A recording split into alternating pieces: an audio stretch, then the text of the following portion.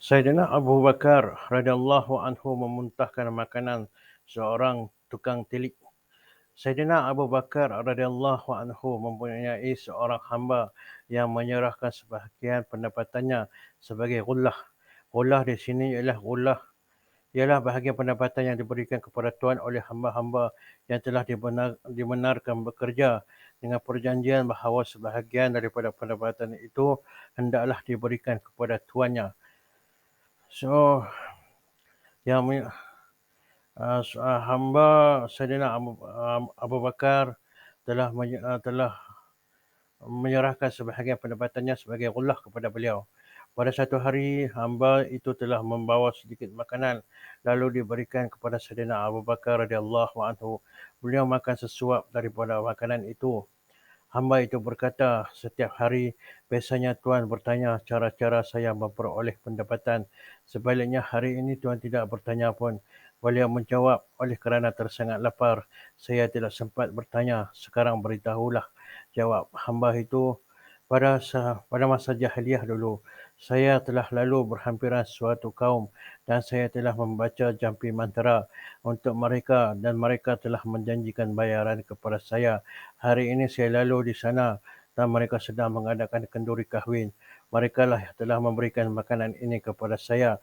Saidina Abu Bakar radhiyallahu anhu terus berkata, kamu hampir-hampir membinasakan daku. Setelah itu, beliau memasukkan jarinya ke dalam halkum, berusaha untuk muntah. Namun demikian, sesuap makanan yang telah dimakan dalam keadaan tersangat lapar itu tidak juga keluar. Seseorang telah mencadangkan beliau agar beliau minum air kerana akan memudahkan beliau muntah. Beliau telah meminta satu bekas air yang berisi air dan terus minum air itu serta berusaha untuk muntah sehingga makanannya sesuap itu berjaya dikeluarkan. Ada orang mengatakan, semoga Allah Subhanahu Wa Taala merahmati Tuan. Tuan telah menanggung segala kesusahan kerana sesuap makanan itu. Beliau menjawab, saya tetap akan mengeluarkan makanan itu walaupun nyawa saya akan melayang. Saya dengar Rasulullah SAW bersabda bahawa api neraka lebih layak untuk daging yang subur dengan harta yang haram.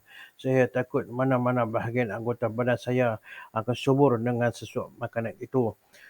Terdapat beberapa kisah seumpama ini tentang Saidina Abu Bakar radhiyallahu anhu kerana beliau mempunyai sifat takwa yang tinggi. Hanya kerana sedikit kesangsian, beliau telah berusaha untuk memuntahkan makanan tersebut. Terdapat satu lagi kisah seumpama ini yang diriwayatkan dalam kitab Sahih Bukhari. Ada seorang hamba beliau yang telah berlagak sebagai ahli nujum semasa zaman jahiliyah. Dia telah menilik nasib untuk seseorang dan secara kebetulan perkara yang ditiliknya itu benar-benar berlaku. Dia telah diberi upah dan sebahagian daripada upahnya itu telah diserahkan kepada Saidina Abu Bakar radhiyallahu anhu sebagaimana yang telah ditetapkan ke atasnya. Saidina Abu Bakar radhiyallahu anhu telah memakan makanan hasil upahan tersebut. Setelah diketahui keadaan sebenar, Saidina Abu Bakar radhiyallahu anhu telah memuntahkan semua makanan itu.